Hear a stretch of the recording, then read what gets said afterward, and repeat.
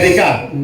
Pawa effect. Sapagkat sinita na ni Donald Trump ang mga bansa na nagko-cooperate sa sindikato at diskartidor na International Criminal Court, natatanggalan sila ng mga suporta at kung hindi sumunod sa panawagan na bubuwagin ang ICC at ipatigil ang pakialamero at sindikato na ICC, ang mga kaalyado ng Amerika ay may pananagutan para makalusot si Marcos at hindi siya latikuhin ng Estados Unidos. Ginamit niya ang China issue para kunwari inaapi tayo.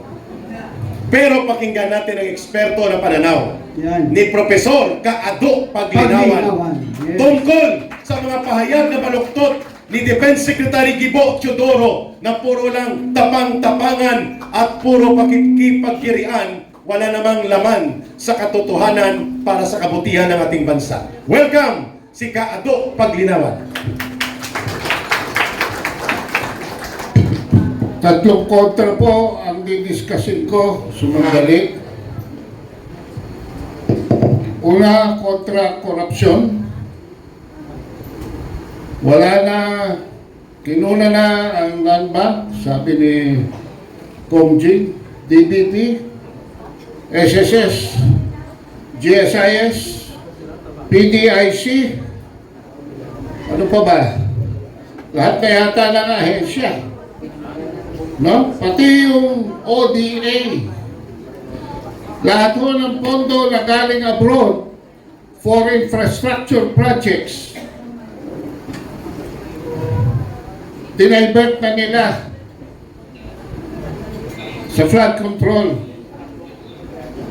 At dahil dito, wala tayong productivity. So, first quarter, 2.8 ang ating GDP, Gross Domestic Product.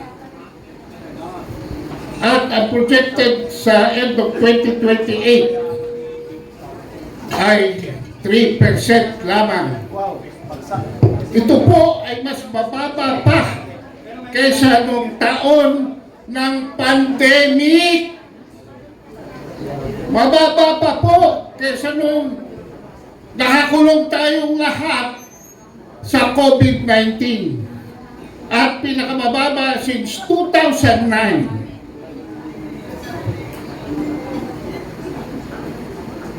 May mga Muslim ba nito? Yes, marami.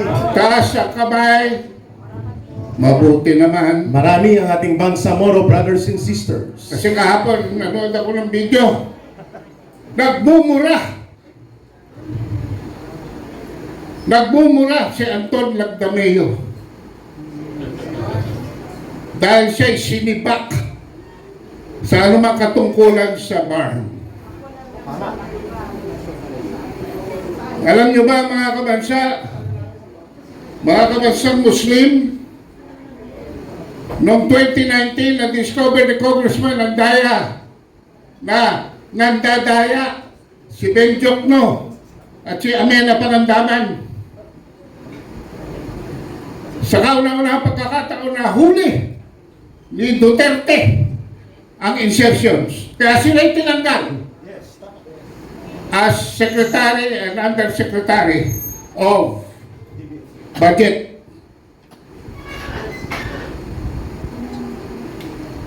June 30, 2022, kasusumpa pa lamang ni Bongbong Marcos, ibinalik si Ben Jokno na Secretary of Finance at pinalaga si Amena Pangandaman na Budget Secretary. Alam na. Day 1 pa lang, in-implement na nila ang O-Plan Plunder. Kaya ako'y nalulungkot dahil pati pondo ng bar doon sa mga sumusuko kay Mayalet, kaya kayo nagkakagulo, wala nang pera. Simple lang. At gusto kong i-announce sa inyo na ang bagong bangko ng mga Muslim ngayon, ang tawag Amena Bank. Amena Bank. hindi na Amana. Amina ba? Dahil Chief Executive Officer and Chairman ho ninyo ngayon ay si Amena Pangandaman! Na mga magnanakaw. So yan mga kabansa, kontra korupsyon para itaguyod ang ating ekonomiya. Sa 3% po, bagsak tayo kaya ano pa bang gawin ni Marcos sa last 1.5 or whatever years niya. Failed state. Tama po yan. Noong February 20, ito naman ay napansin po ng mga Chinese Coast Guard na tinatakpan ng Philippine Marines ang BRP Sierra Madre para itago ang construction going on. Ito po ay isang paglabag sa provisional agreement na ikinatapos ng bakbakan dyan kung saan ang isang sundalo natin ay naputulan ng daliri noong 2004. So yung agreement nung panahon ni Erat, panahon ni Gloria, panahon ni Noynoy, panahon ni Duterte, sa routine resupply na tinanggal ni Marcos noong February 2023 at ibinalik bago magtapos sa 2024 ay nabasag ng muli. Kaya nagpadala ng dalawang maliit na bangka para kunan ng litrato. Anong ginawa? Habang sila'y kumukuha ng litrato, pinagbabagbo sila ng sagwan. Yan po ay pilit na itinatago ng ating Department of National Defense under Secretary Giba Chudoro. Giba talaga. Gibang-giba na. Giba. Dahil ang pangalawa ko pong topic ay kontragera.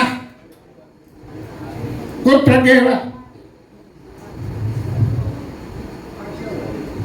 So, hindi po pinatawag ang ambassador ng China. Talaga po, nakaschedule na meeting ngayon dahil darating si Wang Yi, yung foreign minister ng China. At nung tinatanong ko aking mga kaibigan sa China Embassy, ano sabi ko? Bakit ayaw pa ninyong batukan yan? Alam niyo sabi? Dahil ang trato namin sa inyo ay hindi lamang pinakamalapit na kapitbahay. Dahil ang trato namin sa inyo ay hindi lamang kaibigan.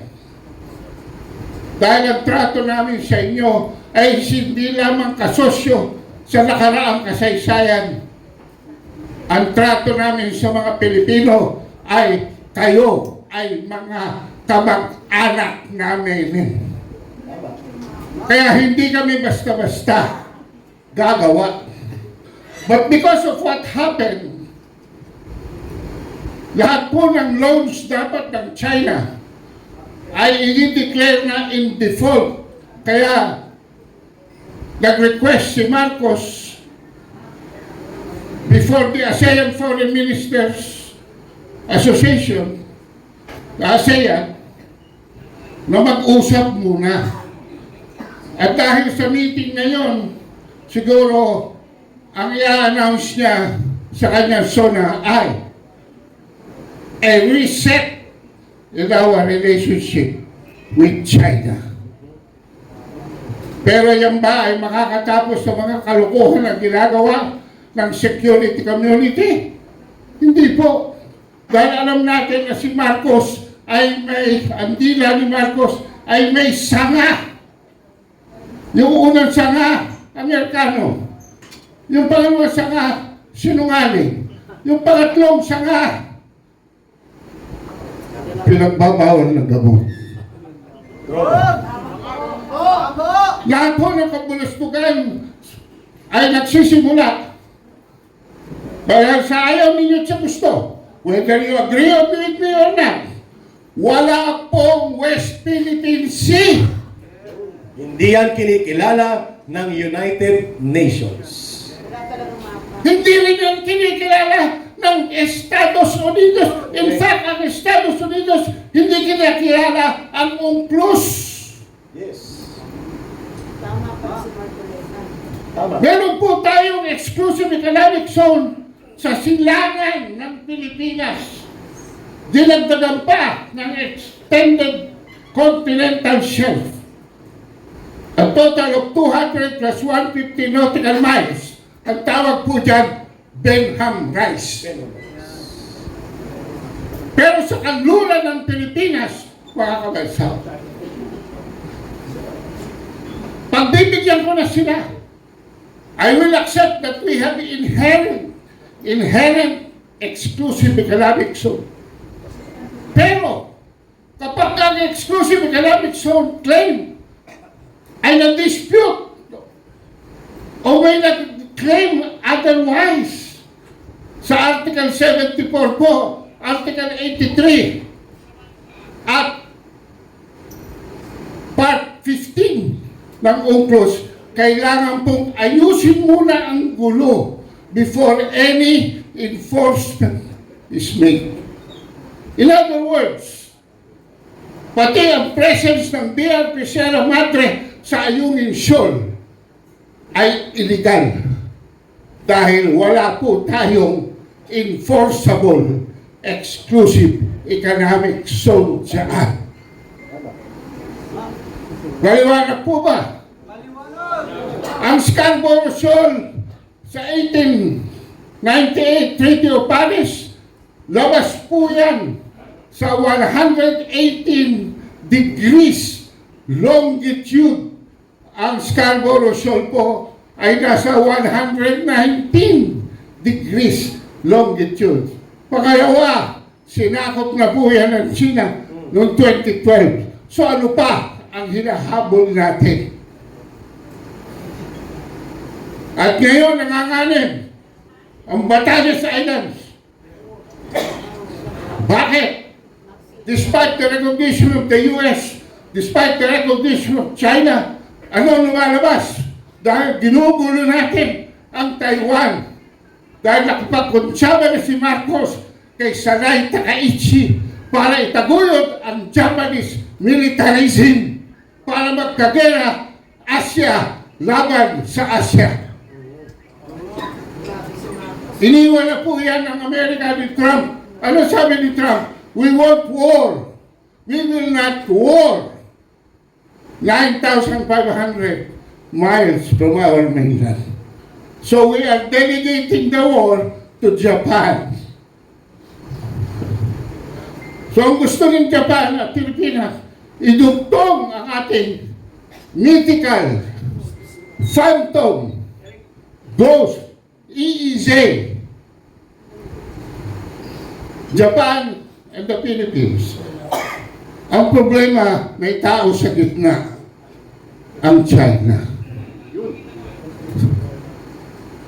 Saan mga kabulastugan? Wala na pong Kalayaan Island Group. Bakit?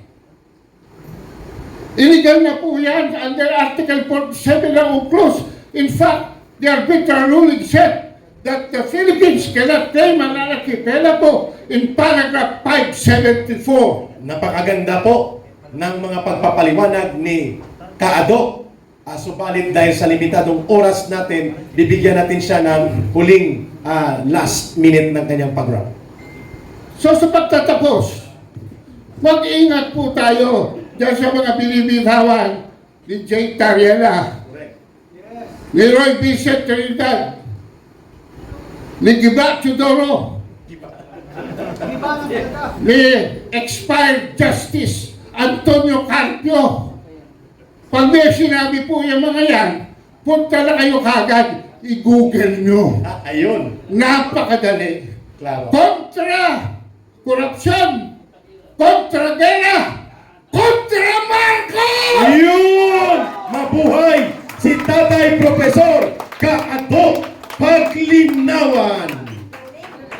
forum tayo kasama din si Tatay Ado, kasi hindi po natin kalaban ang China.